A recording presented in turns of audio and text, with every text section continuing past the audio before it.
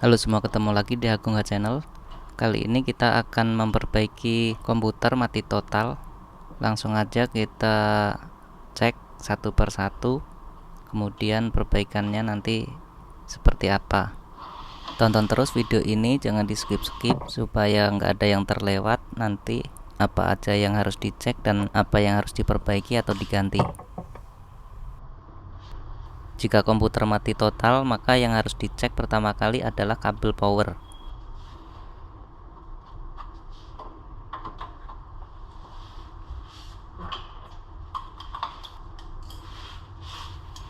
Saya menggunakan voltmeter, posisikan pada 600 volt AC karena saya memakai volt AC 220 volt, atau sesuaikan dengan sumber power yang Anda gunakan.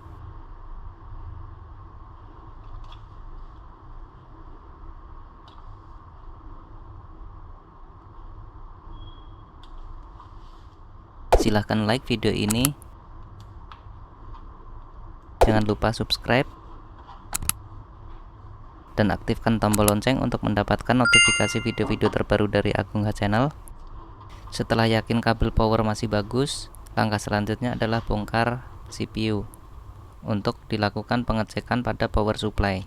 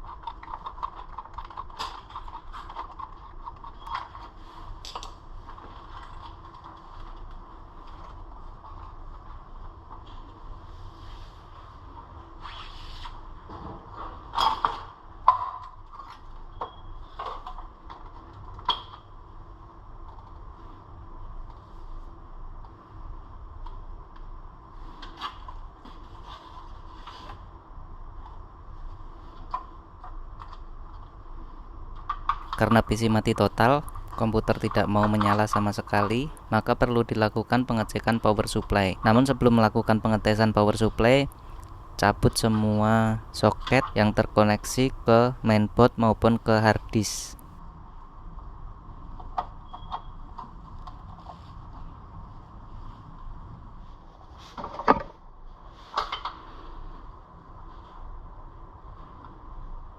Untuk melakukan pengetesan power supply, jumper kabel hijau dengan kabel hitam. Jika fan berputar, maka power supply dalam keadaan baik, tetapi sebaliknya bisa dipastikan power supply sudah rusak.